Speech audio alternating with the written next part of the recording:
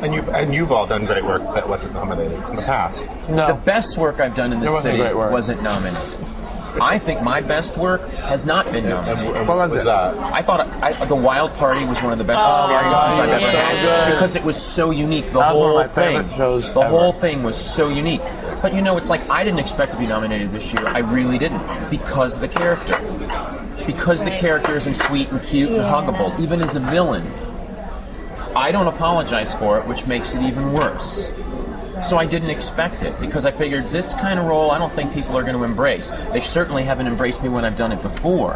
I don't expect them to embrace me now for it. Do you know? Well, you raped a teenage girl in Wild Party. Yeah, and honestly, I know that sounds terrible, but that I think was the most out there that I've ever been given the opportunity on the Broadway stage to be. You've been nominated 4 times, as I said.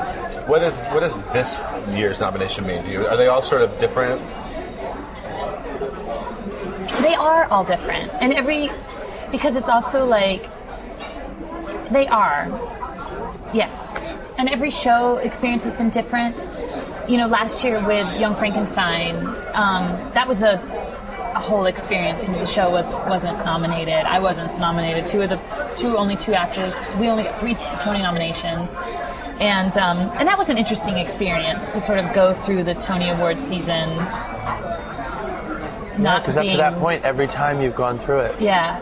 How was that? But it was more about like the show not being. For me this year, and I will honestly say that I just desperately wanted the show to be nominated, and I'm like emotional about it, but I just believe in it. I really do, and I care about all the people that created it, and I just wanted it to be recognized. You know, I think it deserves to be, and so I felt relief when that. So it was so. I could have cared less if I had been nominated or not. I just wanted the show to be nominated. That's so generous. I love that. That's what makes you the kind of performer you are, though. But it's such an interesting business to be a part of, and I've had 4 separate experiences. You know, I was in a Thoroughly Modern Millie where the show won, I won. The next year was Little Women, where I was the only one nominated from the show. The show was not nominated. And the show had closed during the Tonys, so I was there representing the show. Drowsy Chaperone was a totally different experience. We were like this underdog up against Jersey Boys, and there was a chance we might win, but Jersey Boys ultimately triumphed, you know, and it was Beth Level's year, like it was her. So it's every year is different. And so this year I really feel like the celebration is the show. Performing. You know, it's also like a year where I just feel lucky to be sort of a part of the season. You know, I feel really lucky to be working. It's a peculiar year because there's every reason why none of these shows should be up because of the way the world is right now. Yeah. And what everyone's. I love how that report came out that last year broke the record. It was $1 billion made last year. Yeah. And that was amidst the crash of the economy and all that. Well, it just goes to show you, shows to go you, whatever, that people need escape and need a place to be entertained, especially when times are hard, you know. I don't know. Yeah, especially then. Yeah.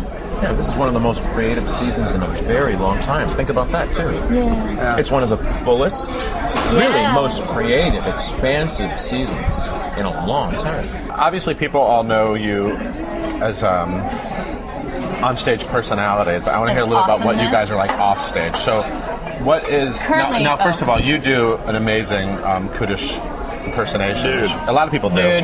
Which we heard on your Ask a Star video, and you actually did a little while ago. What is Mr. Kudisch like in real life? Are we supposed to answer that? I was going to say, who are you asking? Don't Marc ask Kudisch me. can talk for hours. Yeah, he does like to talk. But he has got the biggest heart. And Marc Kudisch also, if you don't want him to talk anymore, you say, Marc, I need to go. And he'll be like, okay. There's no ego there. Yet he has one of the healthiest egos I've ever met. Yeah, you really are.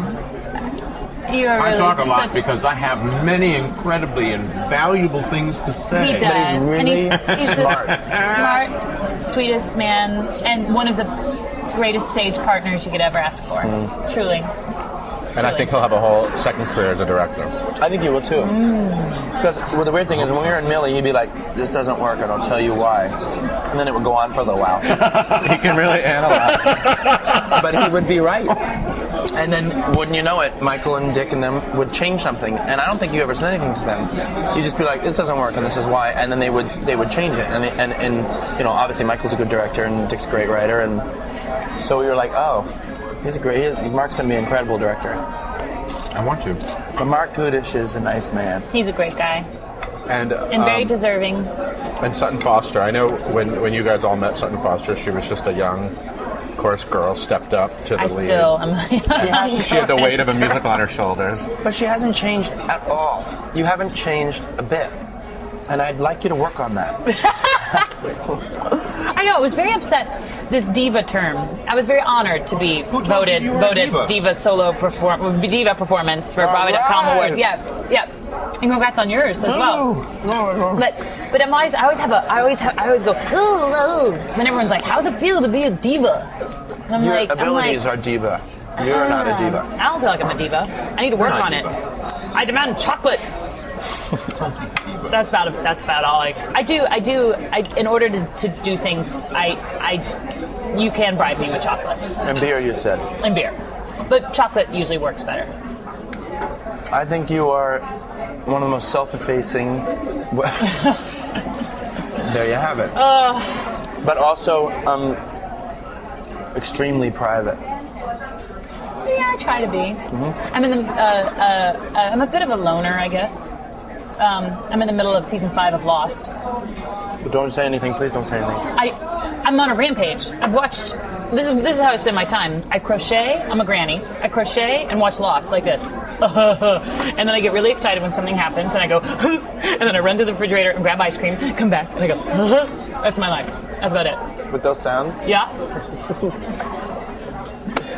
But you're inspiring me because as I'm listening to you talk about all of the work that you're doing, you're totally inspiring me because I would love to become more present in changing this world. I am a very private sort of, I think I get a little, this is going to be a therapy session. I love it. But I get a little too caught up in a show and I've got to take care, and yes, there's balance and all that stuff, but I would love to be able to use my powers for good. It's the Gandhi quote that I keep reminding myself is, be the change you want to see in the world. Yeah. And I don't think that means start a rally. I think that means literally... I want to start a rally. Well, you will. You will. It means clean the peanut butter out of the jar before you recycle it so they don't throw it away. You know what I'm saying? You have to clean the... Yeah, it's kind of annoying, and I hate doing it. Sometimes I put soap in the water and I shake it a lot, and then I leave it there for a couple days, and then I pick it up and shake it once each day. Because I can't be bothered to get in there and scrub it out. It drives me crazy. I know, sometimes I just throw it away. But like the little things. You inspire me. Well, you've always seemed a little bit hippie to me, even before. I mean, you had it's ironic you had this long hair for all these years, and everybody sort of talked about it, and now you have long hair on stage. I know. It doesn't matter if he doesn't have long hair; he still has long hair. He's Puck. He's forever a little boy, and he's a really good kisser. And he's forever, but he's forever the mischievous little boy. There's no question. You would have been a great Tom Sawyer when you were younger. Yeah, I'm not younger. Because only he could get away with half the shit he gets away with, and still live. Because he's such a sweetheart, and he's so cute, and he's so adorable, and he means incredibly well, and he has a big heart too. So when he does that shit that you truly want to rip his head off... Can you say shit on Broadway.com? Oh, you can say poopy. Poopy. When he does that poopy, that you really want to mean, hearts. Big heart, big heart. Big heart. And I think that's why we get along so well. We have matinees to get to. Yep. Gavin will be watching 9 to 5. Yep. I'm going to that I will be performing in Czech musical on Broadway. and you'll be going to Hair tonight. Yes, Hair So tonight. thank you all for coming. This is so Congratulations. Thank you, Ruby Foos, And I hope that you are nominated together every year so we can keep doing this. And we want to give a shout out to Broadway.com because they're unbelievable video department and unbelievable things. This is such a great. I'm so proud to be affiliated with this website. Yeah, me too. Awesome. Anyone who's a friend of Thoroughly Modern Millie is a friend of mine. I love Well, that. congratulations again. Thank you. Thanks, man. Thank you for And thanks watching, for and Thanks. we'll see you next time. Thank you. Thank you. Bye.